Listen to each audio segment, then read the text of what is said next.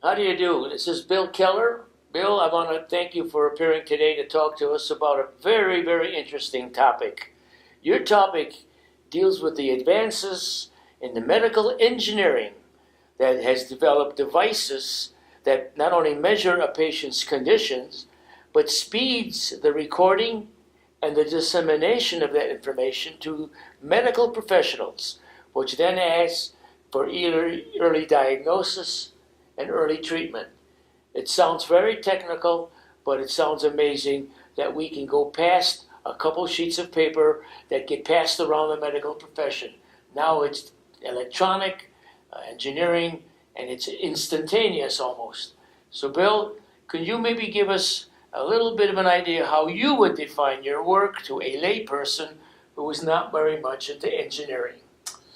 So my role is to work at hospitals on behalf of my company to come in and engineer and design a solution that takes all of the data that is being generated digitally, the radiology data, the cardiology data, and any aspect of a hospital that is creating data, to bring all that data into a series of servers, to store that data, to then be able to present that data to people that can read and interpret that information, to allow them to create reports, and then to link that information to the electronic medical record so that all of the clinicians in that entire hospital can see those images. So if you could take all of that data and get it published to any physician throughout the enterprise, that's very powerful, and that allows studies and their results to lead to very quick treatment to patients.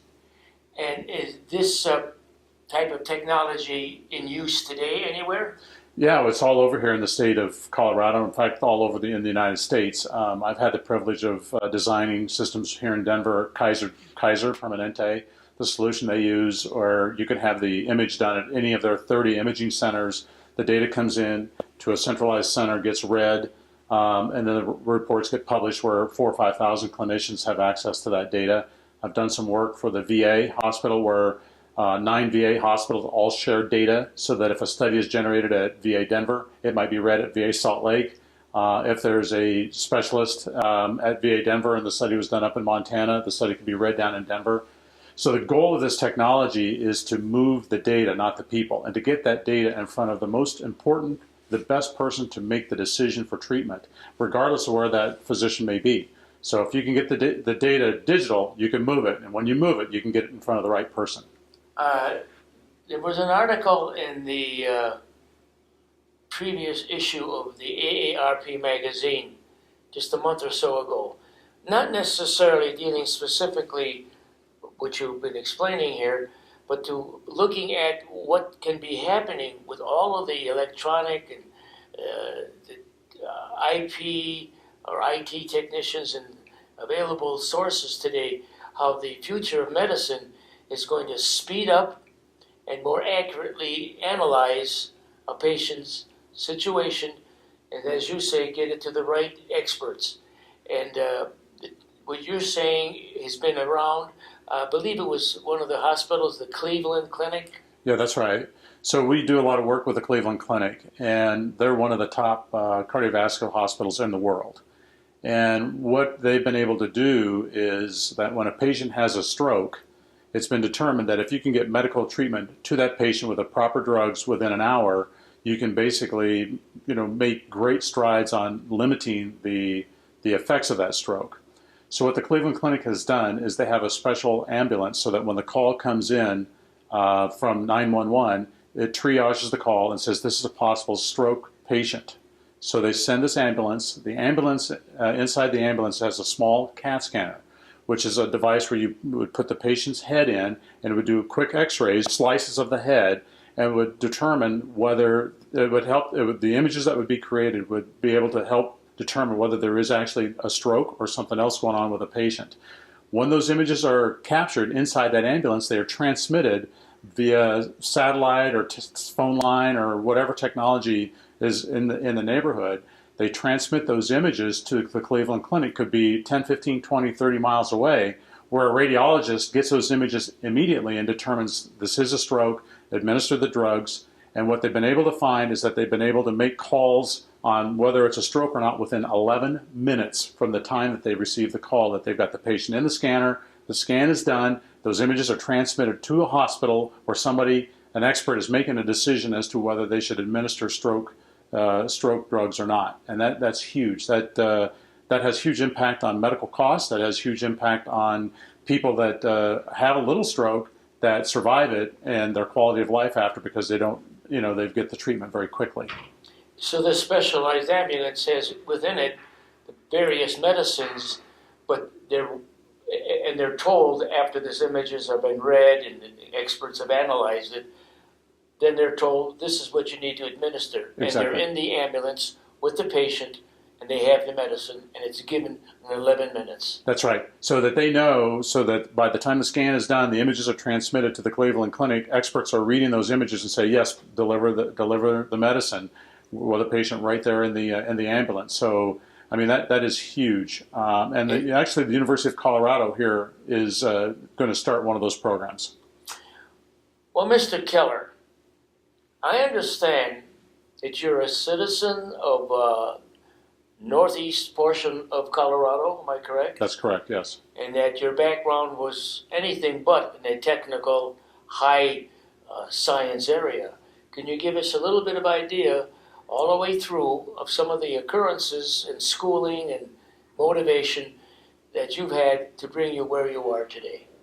Yeah, I grew up in a small town in eastern Colorado called Flagler. It's a farming community. It's about 120 miles east of here.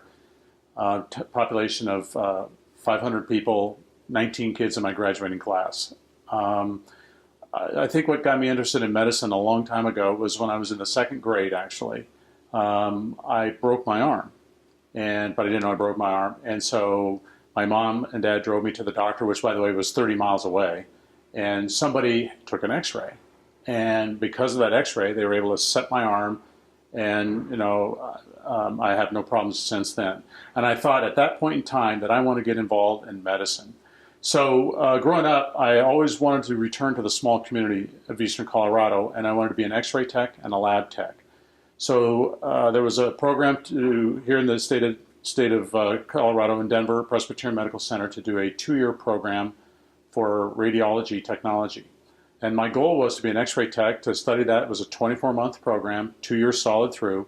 Once I got through with that, then I was going to go on to a university and get a microbiology degree and be a lab tech, so that I could go back to a small hospital and be an x-ray tech and a lab tech, because the small hospital could afford one guy that could do both.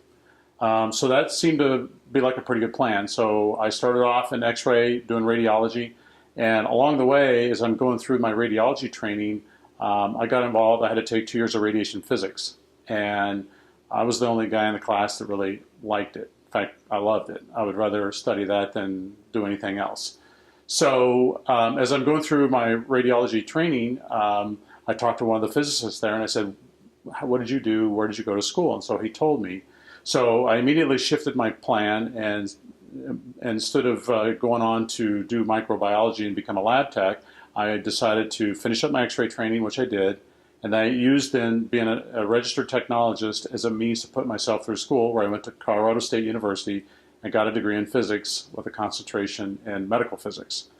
Along the way, as you can imagine, you have a lot of trials and tribulations to try to put yourself through a rigorous program like that. And then the finances of trying to put yourself through school was pretty tough. I was very fortunate that I came across some great people that have aided me along the way, and to this day, I always remember them and try to give back in their name. I just gotten out of X-ray school. I just got out of college my sophomore year, and I needed a job in the worst way. And I happened to be driving from hospital to hospital because this back before cell phones existed, and I would go in and fill out an application at each hospital. Anyway, I had met a radiologist at a convention, Dr. Denny Shalhoub, and as I was at the hospital, I went back and checked, and they said yes, they'd be very interested in having you come in for an interview. So I went up for the interview, and lo and behold, he was there, and he remembered me as an X-ray tech who was going on to school to become a physicist. He was an X-ray tech who went on to become a doctor, who went on to become a radiologist. So he saw something in me. I think that was him, because he was also from a small town. So he demanded that the hospital hire me, and he demanded that they hire me at $1 higher rate than they should have. And so I got the job for the summer, and that job led for a job for the next 4 years, Christmas breaks, spring breaks, summer breaks, that allowed me to put myself through school. And along the way, so I would come down from college and work weekends and then go back up to the school. And so he saw the effort that I was putting into my education and how hard I was working. I remember one particular time, my junior year, I finished up my classes. I've been now working at the hospital for a couple of years, and I had $5. That's it. Filled my car with gas, and so I called Denny and I said, "Hey, Denny," I said, can the hospital advance me a paycheck? And I said, I'm good for it. And so he says, "Come on down, I'll see what I can do." And by the time I drove down, he had already gone into the payroll department. They'd cut a check for 2 weeks in advance so that I could basically meet my needs. I mean, that's the kind of person he was. Then fast forward my senior year, I was going back to school, and he said, when are you going back to school? And I said, "I've got to head back on Friday." And he said, "Okay." And so he comes up to me one day and says, "I need to see you in my office on Thursday." And I said, "Okay." So I went into his office. He said, "Shut the door." And I said, "Oh, this isn't going to go well." And so he said, "Do you have enough money for books?" And I said, "Yeah, books, I've got that covered." And he said, "Do you have enough money for school?" I said, "Yeah, I've got that covered too. I've been budgeting." He said, "Well, how about fund money?" And I said, "Well, that's where things are kind of tight." And he said, well, he reached in his pocket and he pulled out a check for $2,000. And he said, "I want you to take this money and go and enjoy your senior year the way you should go, because what you've gone through these past 4 years of getting your degree and working at this hospital days and nights has been pretty tough." So I looked at the check and I said, "I can't take your check, but I said I will call you if I run out of money, and I'll take it as a loan." But I bring this story up to tell you the kind of people that I've had in my life that I can honestly look you in the eye and tell you, had those kind of people not stepped forward and helped me by just giving me a chance to work, I wouldn't have made it. And so I try then, when I'm here at the rec center, there's been a couple of kids that I've really helped get into the right people to get into medical school, because I know how somebody helped me by giving me that shot. So I then, when somebody finds out that my background, and I have an opportunity to help them to get them in front of the right people. There's a couple of kids that do work out here at this rec center that are they're in medical school now, and I feel like I've been very helpful in that cause. In all of this, you had your father was in farming, you said? Yes, that's correct. And your mother, and any special event in their life and yours? Yeah, I mean, to put me on this earth, you have to either have a lot of faith in God or something, because what it took to put me on this earth was amazing. I'm the final of 10 kids. And so there was my dad had 9 kids, and then 20 years off, and then me. But what led to me getting onto this earth was in 1952, there was an air show out in eastern Colorado in Flagler. And a military plane was doing stunts in the air, and the whole town was brought in to just watch it. It was a fall festival. And the pilot, when he came around, and he hit the ground, and he tumbled into the crowd, and he killed probably 30 people, of which he killed my dad's first wife, my several half-brothers and sisters. My mom was a nurse. They brought nurses out there to eastern Colorado. She stayed. And 20 years, or she stayed, and 5 years later, after that event, they got married, and then I was born. So it's kind of a unique set of events that put me on this earth. So it's pretty amazing. But then you fast forward and try to take that when you're in college and studying something like physics.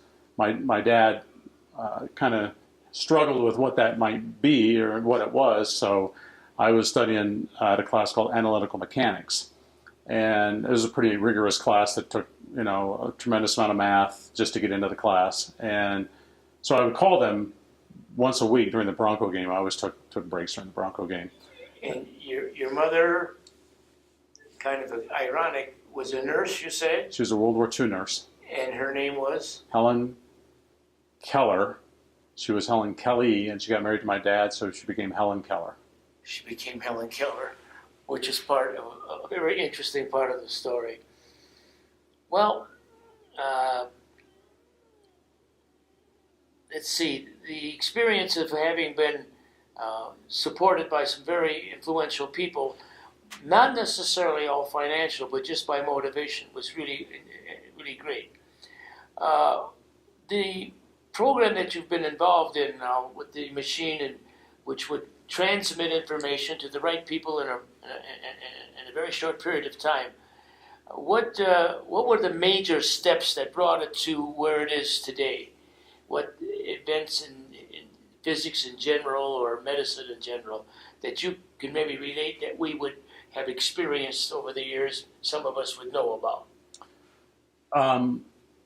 The technology really started evolving about 15, 20 years ago as more and more information in our personal life became digital. Well, the same thing was happening in the healthcare arena. The first place I got involved with it was the University of California, San Francisco. I was doing some work. And in that particular place, we were starting to beam images that were taken over in Israel. So images that were done, CAT scans and MRIs that were done in the middle of the night, let's say midnight, we were starting to beam them via satellite into the University of California, San Francisco, so they could be read and use the time change. So if you can imagine being in another part of the world, maybe a 12-hour time differential, and you have a patient that has an emergency study, but there is nobody on site to look at those images. But if you've got that data digitally and you can use a satellite and beam those into a group of specialists at the University of California, San Francisco, that patient can have care done immediately with quality top minds.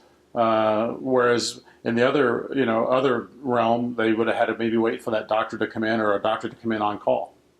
Was all this sort of across the board from various? See, today hospitals are not freestanding institutions. They belong to a network of other hospitals under whatever name they want to call themselves. And in that period of time, were they all working on the same goals? Was there any problems in the way of competition between hospitals that would impede the movement forward? Or companies like yours had other companies that were saying ours is better? Was there a lot of problem in that area? Well, for sure, there's a lot of competition amongst hospitals, especially then and even now. And so back in that day, this all started, that beaming of images from Israel into the University of California, San Francisco led to a larger project that was initially going to be built. And I'm not sure who was going to build it, but they were trying to create a university consortium where all of the universities, or the top universities, they would pick out one that was the top in neuroscience, one that was a top in musculoskeletal, one that was a top in gastrointestinal, and then they were going to try to pool all of their resources, even though they're all over the United States, have the images done one place and then sent to the top neuro place or the top musculoskeletal place in the United States, so that they could then present themselves to the community as your images are going to be created and they're all going to be looked at and interpreted by the top minds in the United States. So no matter where you have your study, it could be read. You have your study in Colorado, it might be read in California by the top neurosurgeon or neurologist in the country. So a certain institution would initiate the machinery to get this information put together. Now, another hospital is not involved or doesn't have connections to a company involved with making the machinery, but if they could use the information, do they have to buy into a program, pay a certain fee to be part of this network so they can receive what's being sent? So that was the initial beginning. In today's world, every hospital, pretty much in the United States, all has the ability to generate digital data and transmit digital data. So the beauty of this technology as you move forward is if you have a study at hospital A and you need to have treatment at hospital B, even if it's outside their network, the images, you don't have to have the study redone. You can just have the images either transmitted via the internet to the hospital, or you can have the images burned onto a CD and you can take them in. But the goal of the digital data is that no matter where you have the study, you can get that data to a new location where new minds can look at it. Has this process made a deep financial impact on the operations of all these hospitals? Yeah, it's obviously not cheap technology, as you can imagine. Now it's gotten better because the cost of computers, the cost of servers, the cost of storage, the cost of networking, all those things have come down in price. But as they come down in price, so doesn't the demand and the load on those servers and the network. So, for instance, systems I would design maybe 10 years ago, they would only generate, let's say, 3 terabytes a year of data. That same hospital might be generating 15 terabytes of data. They're generating more and more data because they're taking more and more, they're getting thinner slices of information. They're basically able to look at you deeper and deeper than they ever could before. The predominant attitude in your business is that as soon as a machine and a device and a process is all set up and on its way and it's ready to go into hospitals, it's already out of date.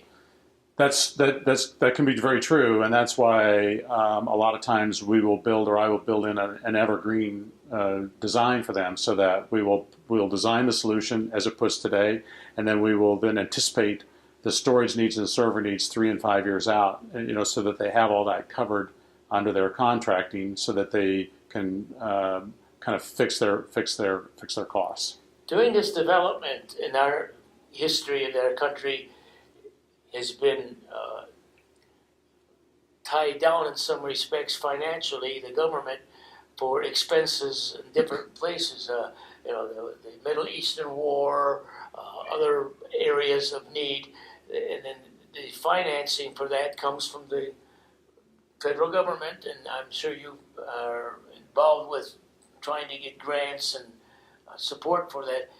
But has there been any other roadblocks besides loss of financing or threats to loss of financing or ineffective leadership with administrations in the past who don't view this as being important, or any kind of other problem that sort of impeded the progress you felt you could do if these little infractions didn't get in the way?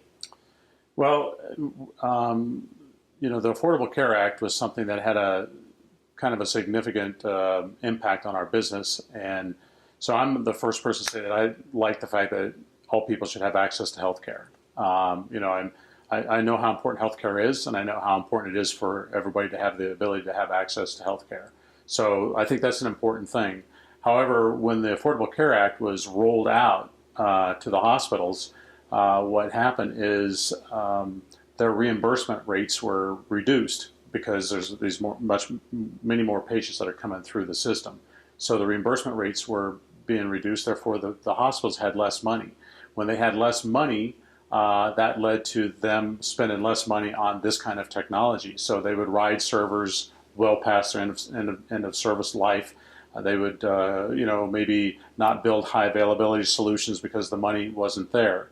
So, anytime the government gets involved in something, the problem is, they do a good thing for people, but there's a flip side on the other side of maybe kind of impacting healthcare to a point that when the hospitals were investing less in this technology, then our company was investing less, and we actually had to lay some people off.